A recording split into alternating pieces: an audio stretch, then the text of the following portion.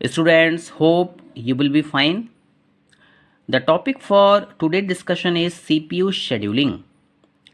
देखिए, हमने long term scheduler study किया, हमने शॉर्ट टर्म शेड्यूलर स्टडी किया, हमने मीडियम टर्म शेड्यूलर स्टडी किया। Long term scheduler, short term scheduler, medium term scheduler, CPU इन शेड्यूलिंग एल्गोरिथम का यूज़ करता है प्रोसेसेस की स्टेट्स को शो करने के लिए, प्रोसेस को रनिंग से रेडी से रनिंग स्टेट में लाने के लिए, रनिंग से कंप्लीशन की तरफ लाने के लिए, या बीच में कहीं पे सस्पेंशन हो रहा है, डिग्री ऑफ प्रोग्रामिंग को मेंटेन करना है, तो उन सब के लिए हम ये सारे के सारे शेड्यूलर्स को यूज़ करते हैं। और जितने भी शेड्यूलर्स होते हैं इन सबका अपना अपना टास्क होता है। स्टूडेंट्स, सीपीयू शेड्यूलिंग है क्या? सबसे पहले हम बात करेंगे यूनी प्रोग्रामिंग सिस्टम्स की। देखिए, ऐसे सिस्टम्स जिनमें एक टाइम पे केवल एक ही वर्क मेमोरी में रहता है, मेन मेमोरी में केवल एक टाइम पर एक ही टास्क रहता है। वो टास्क पहले फिनिश होगा, उसके बाद में रेडी क्यू में से कोई प्रोसेस मेन मेमोरी में आएगी और यहाँ पर हमारा सीपीयू आइडियल रहेगा। मीन्स हम यहाँ पे मैक्सिमम यूटिलाइजेशन नहीं कर सकते हैं सीपीयू का, क्योंकि रैम में मेन मेमोरी के प्रोग्राम है ही नहीं जिसको कि सीपीयू एग्जीक्यूट कराए। जो प्रोग्राम है सिंगल प्रोग्राम रहता है मेन मेमोरी में, यूनी प्रोग्रामिंग सिस्टम्स में। पहले वो प्रोग्राम का वर्क कंप्लीट होता है, वो program out of the memory जाता है, उसके बाद में दूसरा प्रोग्राम को मेन मेमोरी में लेके आया जाता है। इसका सबसे अच्छा एग्जाम्पल है माइक्रोसॉफ्ट का DOS operating system. When a process wait for any input output operation to be done, the CPU remains ideal. कोई प्रोसेस वेट कर रही है अपने टास्क कंप्लीशन होने के लिए कि उसे कोई इनपुट या आउटपुट प्रोसेस की ज़रूरत है। अब यहाँ पर टास्क जब तक कंप्लीट नहीं होगा जब तक कि उसकी इनपुट यानी मीन्स उसकी रिक्वायरमेंट को फुलफिल ना किया जाए। यहाँ पर सीपीयू आइडियल बैठा रहेगा। ये क्या है? सिस्टम पर एक ओवरहेड है। यहाँ पर टाइम का वेस्टेज हो रहा है, जिसकी वजह से सीपीयू जो है उसके सामने प्रॉब्लम ऑफ स्टार्वेशन आती है। देखिए, इन प्रॉब्लम्स को दूर करने के लिए मल्टी प्रोग्रामिंग सिस्टम्स बनाए गए। मल्टी प्रोग्रामिंग सिस्टम्स की अगर हम बात करें तो वहाँ पर सीपीयू आपका आइडियल नहीं बैठता है। क्यों? क्योंकि ये जो सिस्टम्स हैं यहाँ पर मेन मेमोरी में एक से ज़्यादा प्रोग्राम्स को रखा जा सकता है। Means in the main memory we have more than one program. तो जैसे ही कोई प्रोसेस वेटिंग स्टेट में जाएगी, सीपीयू दूसरे टास्क को एग्जीक्यूट करना स्टार्ट कर देगा। यहाँ पर हम सीपीयू का मैक्सिमम यूटिलाइजेशन ले सकते हैं, मैक्सिमम थ्रूपुट ले सकते हैं। In multi-programming operating system, the CPU does not remain ideal during the waiting time of the process and it start executing other process. वो दूसरी प्रोसेस को एग्जीक्यूट करना स्टार्ट कर देता है अगर कोई प्रोसेस वेटिंग स्टेट में जाती है या फिर सस्पेंशन स्टेट में जाती है। यहाँ पर जो हमारा ऑपरेटिंग सिस्टम होता है वो ये डिफाइन करता है कि कौन सी प्रोसेस को सीपीयू को दिया जाए जिससे कि उसका टास्क कंप्लीट हो सके। यही हमारा सीपीयू शेड्यूलिंग कहलाता है। In multi programming system the operating system schedule the processes on the CPU to have the maximum utilization of it and this is known as CPU scheduling. जैसा कि मैंने आपको बताया कि ऑपरेटिंग सिस्टम ये decide करता है कि सीपीयू को कौन सी प्रोसेस असाइन की जाए। इसमें बहुत सारे शेड्यूलिंग एल्गोरिथम्स होते हैं, जैसे कि हमारे पास में राउंड रॉबिन है, शॉर्टेस्ट जॉब फर्स्ट है, हमारे पास में हम लीफो ऑर्डर को फॉलो करते हैं। ये जितने भी शेड्यूलिंग एल्गोरिथम होते हैं ये डिपेंड करते हैं कि ऑपरेटिंग सिस्टम प्रोसेस को किस तरीके से मैनेज कर रहा है। यही हमारा सीपीयू शेड्यूलिंग कहलाता है। और सीपीयू शेड्यूलिंग का जो मेन मोटो है, जो मेन ऑब्जेक्टिव है, वो ये है कि सीपीयू आइडियल ना बैठे, सीपीयू का हम मैक्सिमम यूटिलाइजेशन कर सकें, हम उससे मैक्सिमम थ्रूपुट ले सकें। Students, the operating system uses various scheduling algorithm to schedule the processes को शेड्यूल करने के लिए operating system various scheduling algorithms को यूज़ करता है।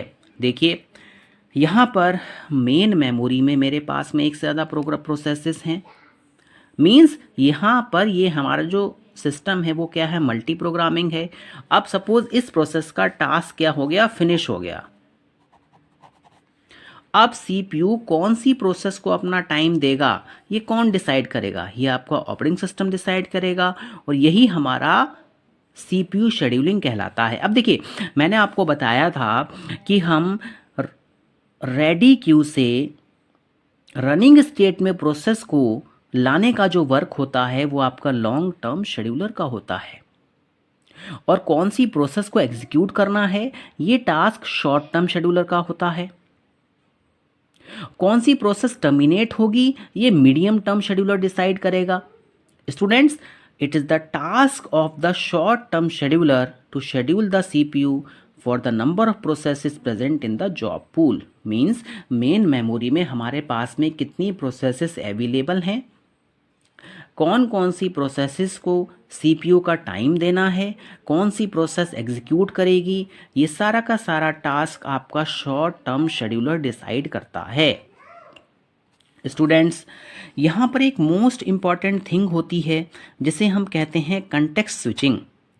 सीपीयू किस तरीके से एक प्रोसेस से दूसरी प्रोसेस को अपना टाइम एग्जीक्यूट करेगा, स्विच करेगा। सबसे पहले जो भी प्रोसेस रन कर रही होती है वो अगर वेटिंग स्टेट में जाती है या सस्पेंशन स्टेट में जाती है तो सीपीयू जो होता है इस प्रोसेस के पीसीबी को डिलीट करता है। PCB that is process control block, जिसमें बहुत सारी बातों को मेंटेन किया जाता है किसी भी प्रोसेस के रिगार्डिंग। प्रोसेस की आईडी क्या है, प्रोग्राम काउंटर क्या है, प्रोसेस की स्टेट क्या है, प्रोसेस का कंटेक्स्ट क्या है।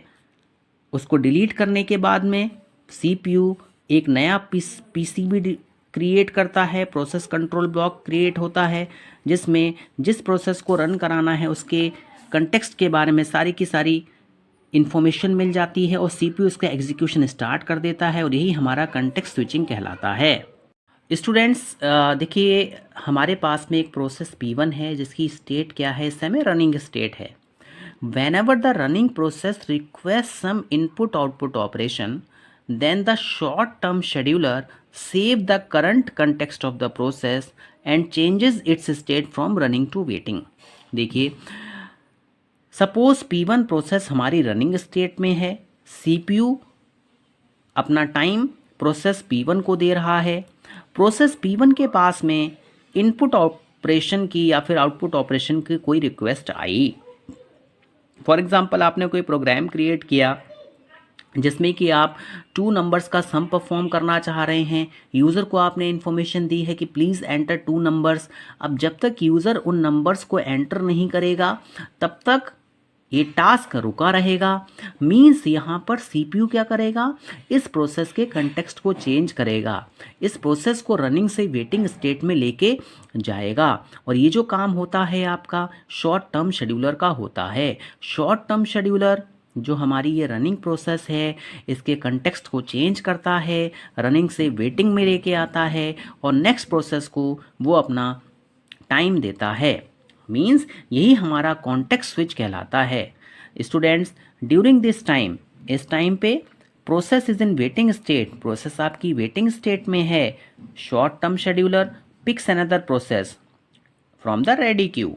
मीन्स प्रोसेसेस, बहुत सारी प्रोसेसेस मेमोरी में रहती हैं, मेन मेमोरी में रहती हैं। तो जो हमारी मेन मेमोरी होती है उसमें प्रोसेस ऑलरेडी जो होती हैं वो आपकी रेडी स्टेट में होती हैं कि सीपीयू उनको टाइम दे जिससे कि उनका वर्क कंप्लीट हो सके। स्टूडेंट्स, शॉर्ट टर्म शेड्यूलर उन प्रोसेसेस में से किसी एक प्रोसेस को पिक करता है और सीपीयू को असाइन करता है, और यही जो हमारा प्रोसीजर होता है ये हमारा कॉन्टेक्स्ट स्विचिंग कहलाता है। When the CPU leaves one process and gives time to the another process with the help of short term scheduler, this is known as context switching from one process to another process। Now students, जैसा कि मैंने आपको बताया यहाँ पर जो हमारा operating system होता है वो बहुत सारी चीज़ों को मेंटेन करता है। सबसे पहली थिंग होती है पीसीबी, मींस वो प्रोसेस कंट्रोल ब्लॉक को मेंटेन करता है किसी भी प्रोसेस के लाइफ टाइम में।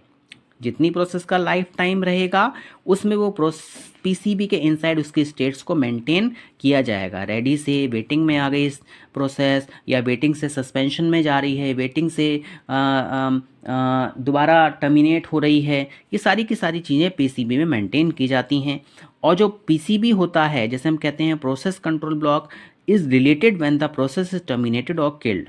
जब कोई प्रोसेस डिलीट होती है, किल होती है, तो पीसीबी को भी डिलीट कर दिया जाता है। नाउ स्टूडेंट्स, अब जो हमारा पीसीबी होता है उसमें प्रोसेस की आईडी होती है।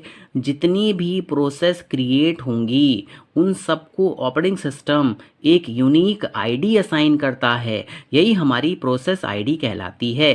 प्रोसेस स्टेट्स के इनसाइड, जैसा कि मैंने आपको बताया, प्रोसेस रेडी स्टेट में है, प्रोसेस रन कर रही है, या कोई नई प्रोसेस क्रिएट हुई है, या फिर चाइल्ड प्रोसेस रन कर रही है, प्रोसेस वेटिंग स्टेट में है, सस्पेंशन स्टेट में है, वो सारा का सारा डेटा यहाँ पे मेंटेन किया जाता है। पॉइंटर्स मेंटेन किए जाते हैं।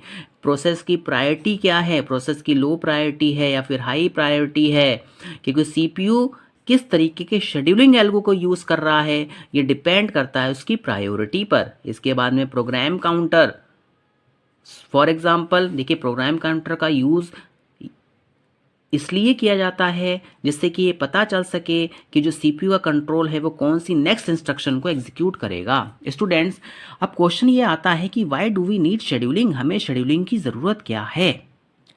अगर हम मल्टी प्रोग्रामिंग सिस्टम की बात करें, हमारे पास में लॉन्ग टर्म शेड्यूलर जो होता है वो अगर ज़्यादा इनपुट आउटपुट बाउंड प्रोसेसेस को यूज़ करेगा, मींस जहाँ पर ऐसी प्रोसेसेस हैं जिनको इनपुट और आउटपुट की रिक्वायरमेंट है, तो सीपीयू क्या होगा, ज़्यादा से ज़्यादा टाइम सीपीयू आइडियल रहेगा।